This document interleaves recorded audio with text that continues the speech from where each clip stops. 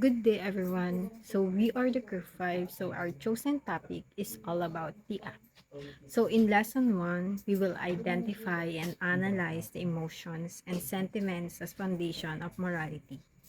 In lesson 2, we will explain the reason, impartiality, and moral courage. Emotions, that is to say, feelings and intuitions, play a major role in the most of the ethical decisions people make. Inner, directed negative emotions like guilt, embarrassment, and shame often motivate people to act ethically. Outer, directed negative emotions, on the other hand, aim to discipline or punish.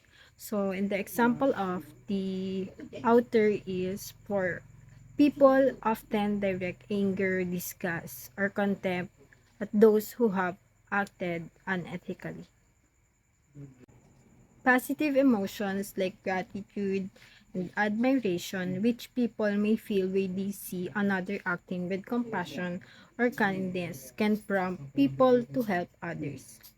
Emotions evoked by suffering, such as sympathy and empathy, often lead people to act ethically towards others. Indeed, empathy is the central moral emotion that most commonly motivates pro-social activities such as altruism, cooperation, and generosity.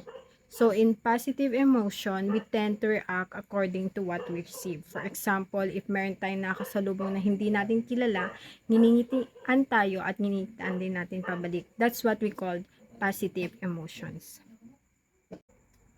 So while we may believe that our moral decisions are influenced most by our philosophy or religious values, in truth, our emotions play a significant role in our ethical decision making.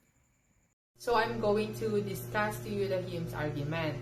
And to expand it a bit further, Hume believed that moral distinctions are not derived from reasons, but from sentiments or feelings. So naniniwala si Hume na yung moralidad ng isang tao or yung pagpapakita ng kabaitan, yung kagandang asal, yung pagtulong sa kapwa is hindi nagbabase sa rason, kundi ito ay nagbabase kung ano yung nararamdaman natin sa pagpapakita ng mga magagandang asal na yun. And according to Hume, reason can only tell us about matters of fact and logical reasoning between ideas, but cannot determine what is morally right or wrong.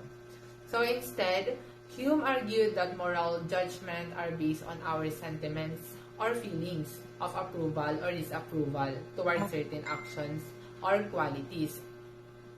He believes that these sentiments are not based on reason, but are a part of human nature and are a result of our social interactions and the way we are socialized. So, in Hume's view, virtues such as kindness, honesty, and benevolence are approved of because they produce pleasant sentiments in others, while vices such as cruelty, dishonest, and selfishness are disapproved of because they produce unpleasant sentiments. Therefore, morality is not an objective feature of the world, but rather a subjective evaluation based on our sentiments towards certain action or qualities. So here are some examples. Suppose that a person named John is walking home from work and sees a stranger in need of help. The stranger is injured and needs medical attention. John has two options. He can either stop and help the stranger, or he can continue on his way home without helping. So, according to Hume's argument, whether John's action is morally right or wrong depends on the sentiments or feelings or approval or disapproval that it produces in others. If John stops and helps the stranger and his actions produce feelings of gratitude and appreciation in the stranger and other who witnesses his actions, then his actions can be considered virtuous. So, on the other hand, if John chooses not to help and his actions produces feelings of disappointment or disapproval in others, then his action can be considered vicious. So let's proceed to the moral sentiments. So according to Smith, our moral judgment are based on our emotions, responses to the actions of others and ourselves. Approbation and disapprobation are the primary moral sentiments that give rise to our sense of right and wrong. So Smith believed that approval is a pleasure emotion because it is associated with the feeling of love and esteem for the person of trait being approved. On the other hand, disapproval is associated with pain or uneasiness because it is linked to feeling of hatred or contempt for the person or trait being disapproved. Smith also believed that the moral sentiments are closely tied to our sense of self-esteem and self-worth. When we approve of our own actions or traits, we feel proud and have the heightened sense of self-esteem. Conversely, when we disapprove of our own actions or traits, we feel ashamed and have diminished self-esteem. Overall, Smith's account of the moral sentiments emphasizes the role of emotions in our moral judgment and highlights the importance of social relationships and self-esteem in shaping our moral character. So, isang halimbawa ng moral sentiments ay ang kagustuhan na magpakita ng kabutihan sa kapwa. Kapag nagpakita tayo ng kabutihan sa iba, nararamdaman natin ang pakiramdam ng kasiyahan at pagpapahalaga mula sa ating sarili at mula sa mga taong nakapaligid sa atin. Sa kabilang banda, kapag nagpakita tayo ng masamang pag-uugali o hindi magandang gawain, nararamdaman natin ang sakit, paghihinayang o pagkakahiya. Ito ang tinatawag na moral na damdamin o pagtanggap o hindi pagsang-ayon. Approbation or disapprobation sa mga gawain o kilos ng mga iba o sa sarili. Sa pamamagitan ng moral na damdamin or moral sentiment, nagkakaroon tayo ng mga batayan para sa ating mga pagpapasya at pagpapahalaga sa buhay. And forgive their actions. Even if they may be morally questionable, conversely, when we lack sympathy for someone, we may be more inclined to harshly judge their actions and behaviors. However, it is important to note that sympathy is not the only factor that influences our moral judgment, and it should not be used as a sole basis for evaluating the rightness or wrongness of actions. Other factors such as the intention behind the action and the consequences of the action should also be taken into consideration. Ultimately, moral judgment requires careful reflection and consideration of a variety of factors, including but not limited to sympathy. So, isang halimbawa ng kung paano nakakaapekto ang simpatsya sa moral na panghuhusga ay ang pagtingin natin sa isang magnanakaw. Kung tayo ay nakakaramdam ng simpatsya sa magnanakaw dahil sa kanyang kalagayan sa buhay, maaari tayong magpasya na hindi siya lubos na masama dahil sa kanyang sitwasyon. Ngunit kung wala tayong simpatsya sa kanya, maaaring mas mahigpit tayong humusga at magpasya na siya ay lubos na masama at walang karapatang magpakasama. So, ngunit hindi lamang ang simpatsya ang dapat isaalang-alang sa moral na panghusga. Dapat din tayong magtanong kung bakit siya nagnakaw at ano ang kanyang intensyon sa paggawa ng krimen. Kailangan din nating isaalang-alang ang epekto ng kanyang pagkakamali sa ibang tao sa lipunan. So, overall, ang moral judgment ay nangangailangan ng masusing pagsasaalang-alang sa iba't ibang mga kadahilanan. Dahil dapat lamang tayong umasa sa simpatsya upang magbigay ng moral na paghuhusga dahil marami itong maidudulot na hindi tamang desisyon. Kailangan natin isaalang-alang ang iba't ibang mga kadahilanan tulad ng intensyon ng tao at ang epekto ng kanilang mga aksyon sa iba. The role of emotions in the trolley problem. Emotions play a significant role in the trolley problem, a classic philosophical dilemma.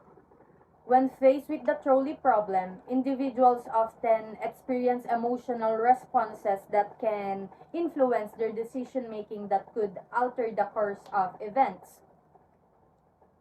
In the trolley problem, people are confronted with a moral dilemma where they have to choose between two options, both of which involve potential harm to others. It raises ethical questions about the permissibility of sacrificing one person to save many others.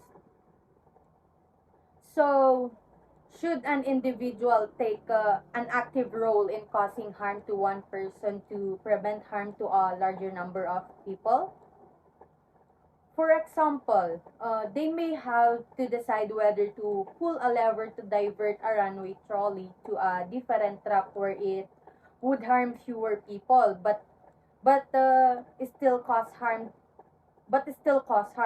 or to do nothing and allow the trolley to continue on its original course, causing harm to a larger number of people. So, for example, as you can see in the picture, imagine there is a train that is out of control and heading towards the five workers who are unaware of the danger. You have a switch that can change the direction of the train onto another track. On this other track, there is only one person working alone.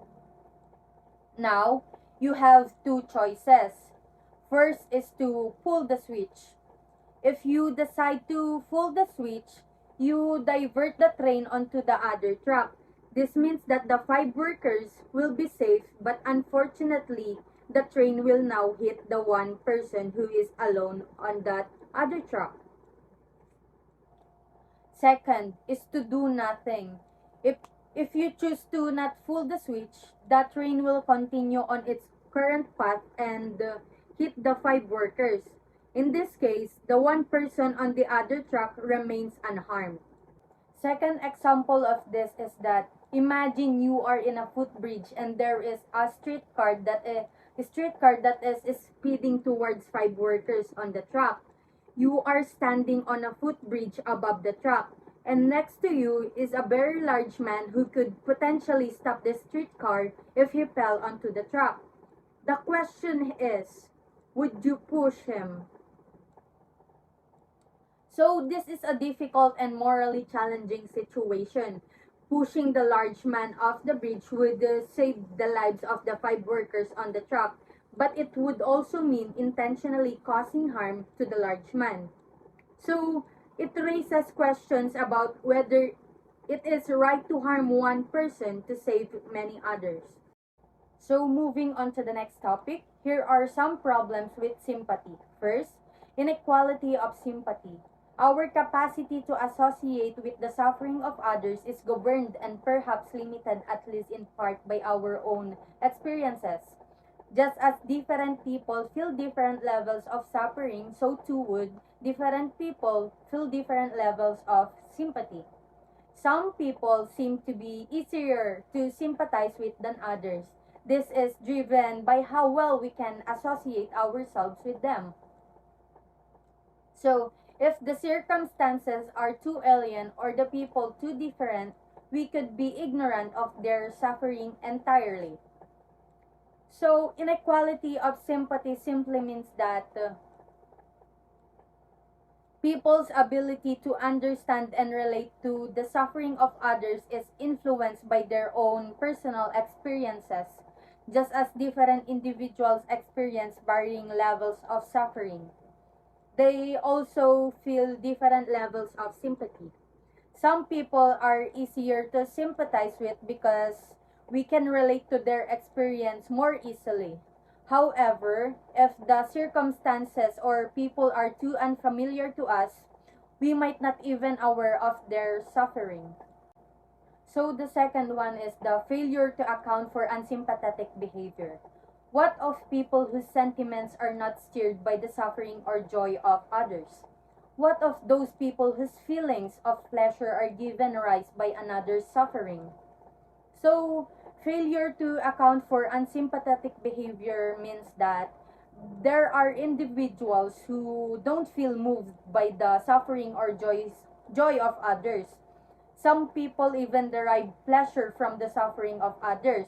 This means that sympathy doesn't always come naturally to everyone, and there are people who may lack empathy or exhibit harmful behavior towards others.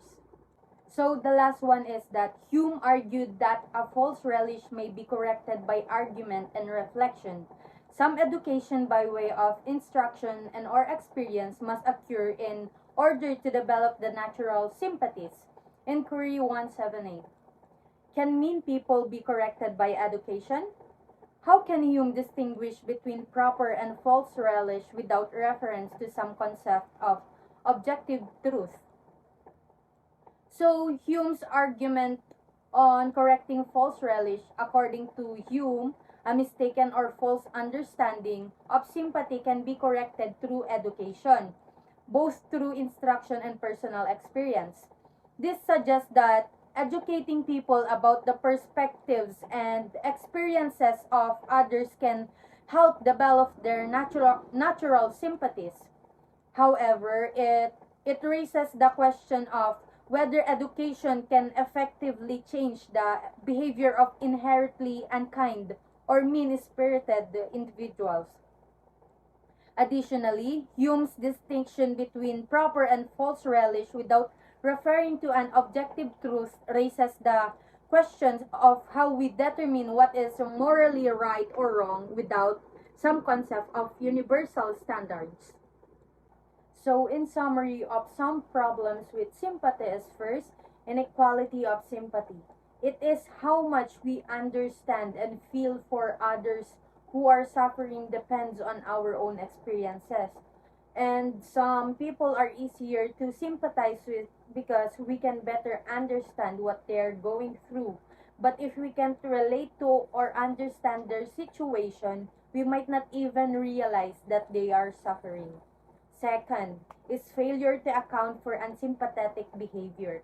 It means that not everyone naturally feels sad or happy when they see others in pain or joy. And some people even enjoy seeing others suffer, which means that not everyone has empathy or treats others well.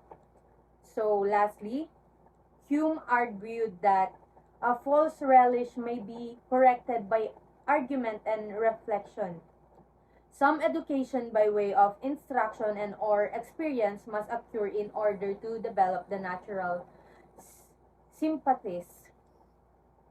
So, Hume believed that teaching people about others' perspectives and experiences can fix misunderstanding about sympathy, but it's unclear if education can change the behavior of unkind people. And his idea of right and wrong raises the question of how we decide what's morally right without universal standards. I am Lindsay and I will now be presenting the lesson 2, Reason, Impartiality, and Moral Courage. We maintain that moral courage must be backed by good reasons without necessarily discarding the role of our emotions in decision making. Morality requires the impartial consideration of each individual interests. So here we have the requirement of reason. We cannot rely on our feelings no matter how powerful they might be. Our feelings may be irrational and may be nothing but products of prejudice, selfishness, or cultural conditioning. For example, a person being in a toxic relationship and in that relationship they get abused both physically and mentally by their partner, even though they love them. But just love alone is not enough reason for them to stay in that relationship because what happens most in that scenario is their decisions are affected by the selfishness of their partner. So, our decisions must be guided as much as possible by reason. The morally right to do is is always the thing best supported by arguments. Here, I've used is not and will never be morally right, for most people at least. And what we can argue in this situation is the safety of the person involved. So, how can we tell if an argument is really good? Get the facts straight, bring moral principles into play. Are they justified? And are they being correctly applied? Here, the fact that the person is being abused and the person is not safe, of course, the partner's action is not justified and will never will be, of course. So, moving on, the requirement of impartiality. Each individual's interests are equally important and no one should get special treatment. If there is no good reason for treating people differently, then discrimination is unacceptably arbitrary. Here, for example, just because a person is more privileged more to have more money, to have more in life doesn't mean that he or she can discriminate other people who have less than them. And just because they have more than the others they doesn't mean that they can discriminate towards other people for having less. So, of course, we must treat people equally because being superior doesn't mean that you are better than anyone else. Morality is, at the very least, the effort to guide one's conduct by reason, that is, to do what there are the best reasons for doing, while giving equal weight to the interests of each individual affected by one's decision. Moving on, the conscientious moral agent is concerned impartially with the interests of everyone affected by what he or she does, carefully sifts facts and examines their implications, accepts principles of conduct only after scrutinizing them to make sure they are justified, is willing to listen to reason, even when it means revising prior convictions, is willing to act on the results of this deliberation. So here is where our actions are being examined if they are morally right or wrong, or are they actually justified. My topic about the 7-step guide to moral decision making process. First, stop and think. This provides several benefits. It prevents rash decisions, prepares us for more thoughtful discernment, and can allow us to mobilize our discipline. Di kaya't nasawaan natin ket before ka nga agpanunot, kailangan mo pwede agpos tapno makapanunot ka tinasayaat. In terms tapno balin tapno mayat to ti kalabasan ay di nga pinanunot mo. Second is clarify goals. Before you choose, clarify your short-term and long-term aims. Determine which of your many wants and don't wants affected by the decision are the most important. The big answer is that decisions that fulfill immediate wants and needs can prevent the achievement of our more important life goals. At to clarify goals kailangan mo pa'y talagang panunutin nga nasayaat. No, anya ba talaga dagiti kayat mo? Kinagidiyaan mo kayat. Tapno ma-maintain mo aji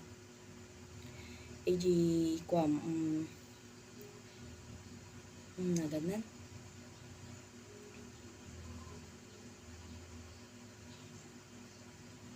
Ma-maintain aji goal mo nga kayat mo.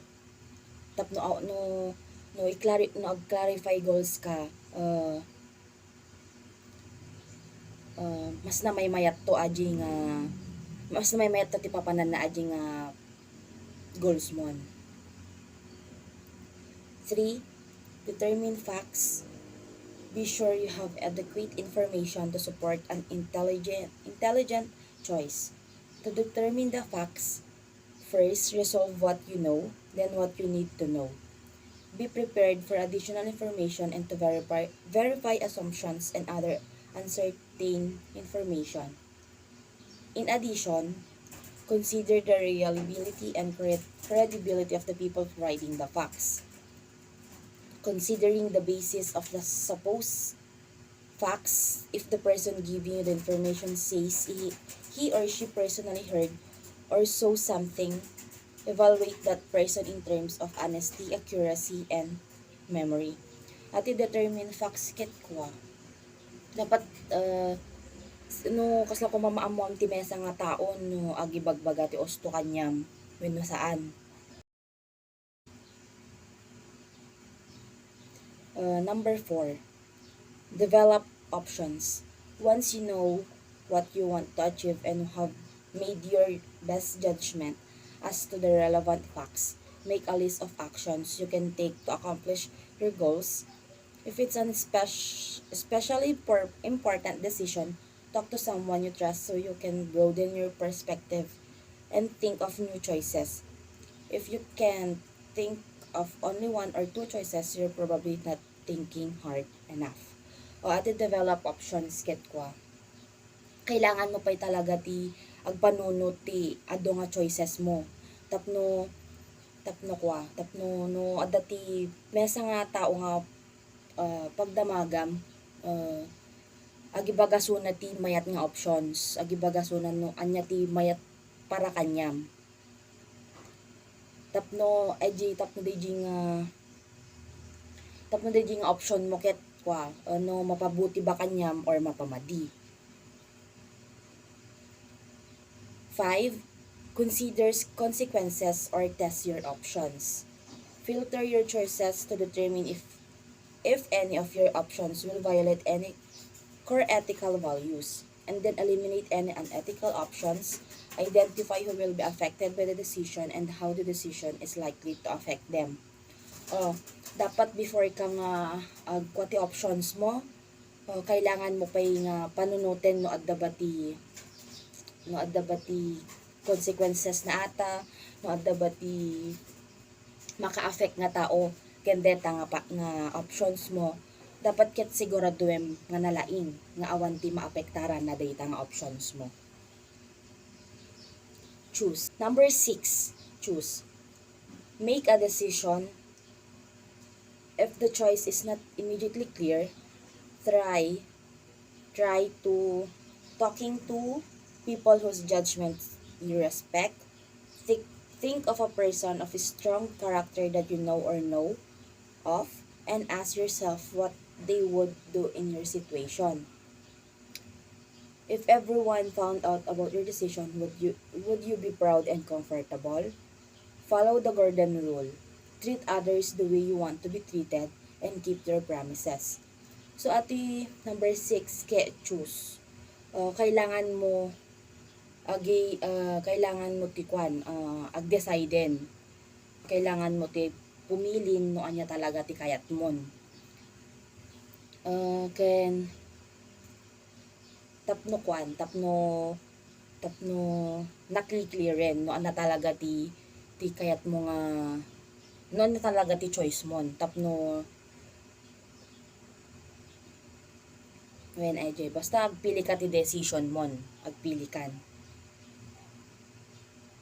Number 7, monitor and modify. Ethical decision makers monitor the effects of their choices. If they are not producing the intended results or causing additional unintended and undesirable results, they reassess the situation and make new decisions. At yung konakta ting akwa, GNT number 5, you consider consequences. Kailangan mo nga kitain nga nalaing no adda ti maapektaram kan aji nga choices mo. Kasi no kas pangirigan og pilpili ka gamin ti choices mo ket amo no anya talaga ti mapasamak na nya dagiti consequences. Amo no may baga no nagpili ka ti choices mo. Tapos ket adagayam ti naapektaran na dagi nga choices mo. So nga dapat ket kailangan tay talaga nga agpili nga nasayaat. That's all. So I will be discussing about the moral courage. Moral courage is the commitment to standing up for and acting upon one's ethical beliefs. Morally courageous individuals act upon their ethical values to help others during difficult ethical dilemmas, despite the adversity they may face in doing so. To be morally courageous means standing up for what you believe even it means that you do so alone. Sinasabi dito na ang pagiging matapang na moral ay nangangahulugan ng paninindigan para sa iyong pinaniniwalaan kahit na nangangahulugan ito na ginagawa mo lang ito ng mag-isa. So, an example of moral courage can include speaking out against injustices even when no one else does. For like example could standing up to a bully at school. Yung na-witness mo yung classmate mo na binubuli. At sikat ti courage na nga mang discipline kanya. Or among nga digit nga bully kat kabutong da. Then maybe consequence na nga si kanto ti next dang i-face mo di nga consequence. Kasi nga amumot nga si kati usto. Amumot nga usto di nga obra. In ethics education, the point is often made that a commitment to good ethics has two implications. Number one is good ethics means avoiding unethical behavior and contributing to an environment that diminishes the likelihood that others will engage in unethical behavior. Number two, good ethics means contributing to the effort to find the best answers and the best practices in regard to ethically difficult issues where it is not yet clear what is the right or best thing to do.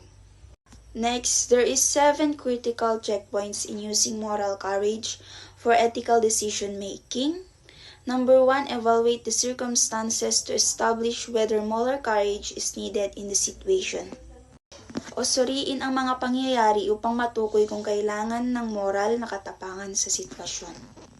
Number 2, determine what moral values and ethical principles are at risk or in question of being compromised. Number 3, ascertain what principles need to be expressed and defended in the situation. Focus on one or two of the moral critical values. Number 4, consider the possible adverse consequences or risks associated with taking action.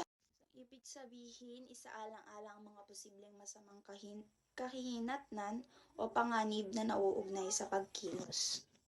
So, number 5, assess whether or not the adversity can be endured.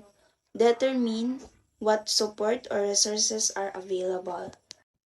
Number 6, avoid stumbling blocks that might restrain moral courage, such as apprehension or over-reflections, leading to reasoning oneself out of being morally courageous in the situation. Lastly, continue to develop moral courage through education, training, and practice. O patuloy na bumuo ng moral na katapangan sa pamamagitan ng edukasyon, pagsasanay ng pagsasanay. That's all. Thank you.